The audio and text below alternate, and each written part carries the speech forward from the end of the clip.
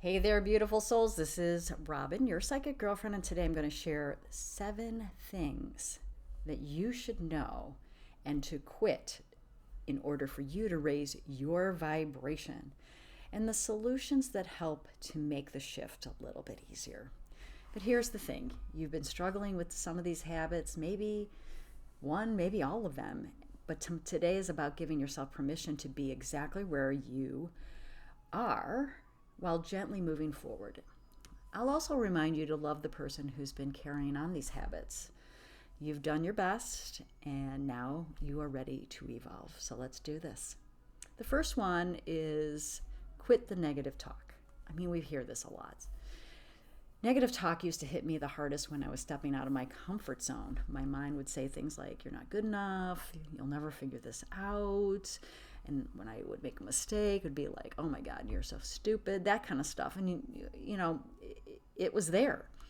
But here's what helped me. I started seeing these old thoughts and these old feelings as old programs that needed rewiring, not proof that I was failing.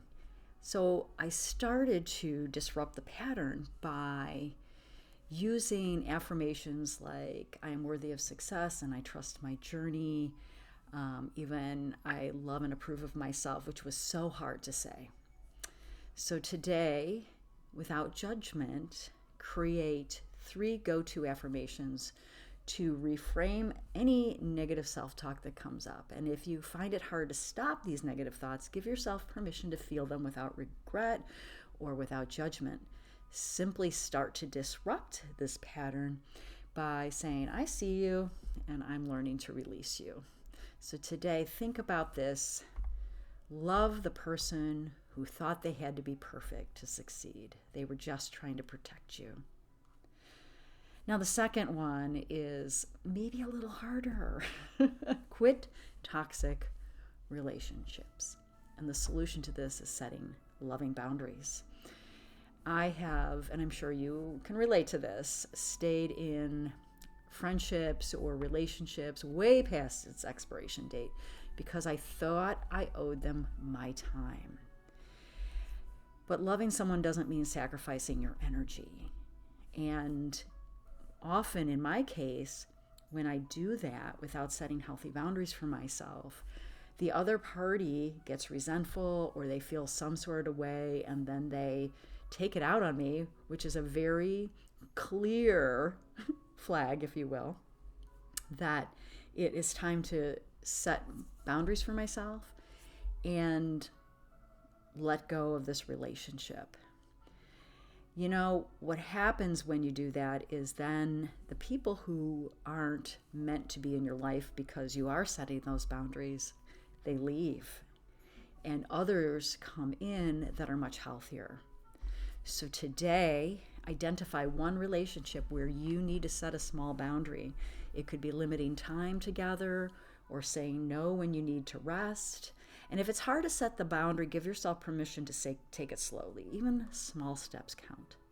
And remember, love the person who stayed too long, thinking they had to fix everything. They were just showing their big, beautiful heart. Now, number 3 is, and you're consuming it on social media, so it's to quit over-consuming and create a intentional tech-free time. There was a time, and this happens all the time for me, like I'll be scrolling, watching reels, and time just passes by. Now, I don't necessarily compare my life to the reels, but it started to drain me and make me feel stuck, especially if my algorithm had the news in it or like just negative things that like kept draining on me and making me feel tired, unhappy, worn out. But I had to be gentle with myself because it's not just a bad habit. It's just my way of like disconnecting from the world. And when I started to create tech-free times for myself, what I did instead was read or journal or meditate. And I found real peace with that. So start with a small intentional break, maybe 30 minutes a day to unplug. And if you can't do 30 minutes, try to do 15. And if you slip back into scrolling or grabbing your phone, don't judge yourself. Instead, say, I'm learning to create space for things that nourish me. And remember, love the person who tuned into social media for comfort.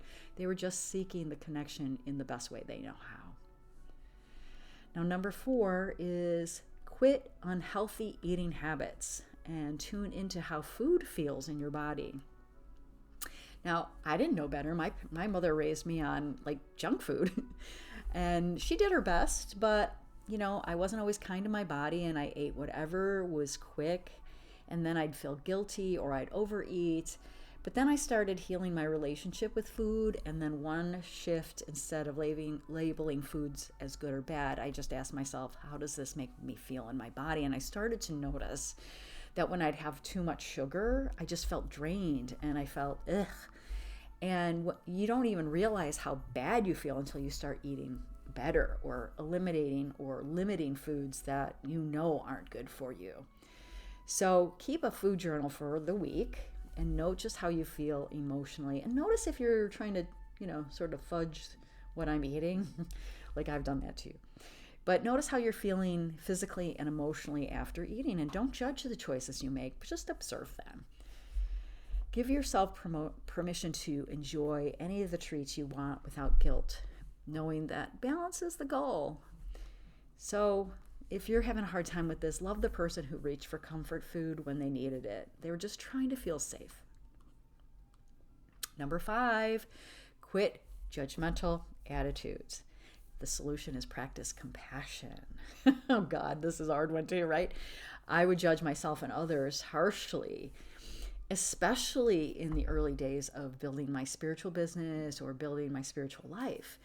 But I learned that judgment blocks growth. And while compassion opens doors, instead of asking, why can I be better? Start asking, what do I need to do right now? What do I need right now? And that question led me to so much healing. It gave me permission to take care of myself and not worry about what was going on in other people's lives. And now I just tell myself, they are on their life path. Who am I to even judge or comment? Their perspective is very different from mine. Their upbringing is very different from mine. My choices are very different. So we're just all being human, having a human experience, right? And we're all spiritual beings. So we're all one at the end of the day. So allow each other to have those moments where they need to have those moments. And don't judge yourself harshly if you find yourself judging, because we are judging machines at the end of the day. So let's try to be more discerning rather than judging. So at the end of each day, journal about a moment where you were judgmental. And judgmental to me is about a recurring pattern. It's not about making a judgment that's good for yourself. And write 3 compassionate statements. And if you struggled with that judgment, remind yourself it's okay, you're human. Remember to love the person who judged themselves for not having it all figured out. They were just trying to survive. Number 6, quit fear-based thinking. So hard right now, right? The solution is to face fear with little tiny micro actions. Now, fear would paralyze me when I was making big life changes, but fear is not the enemy. It's often just a signal that you're about to grow. So I learned to take micro actions like posting a short video or saying yes to small opportunities, and those small wins built confidence over time. So choose one fear and break it down by tiny manageable steps. If you're afraid of failing, start with a small task where failure isn't a big deal. Give yourself permission to feel the fear and do it anyway. And remember, love the person who was scared to move forward. They were just trying to protect you from pain. Now, number 7, quit the lack of boundaries. Now, a solution to this is create a non-negotiables list for yourself. Really. Now, I said yes to everything and everyone until burnout hit me like a wall. And like I mentioned earlier in this video, regret and resentment came up. Usually the other person was, not having it. So what saved me was creating a non-negotiables list that I won't compromise on, like meditating and rest days. Setting boundaries didn't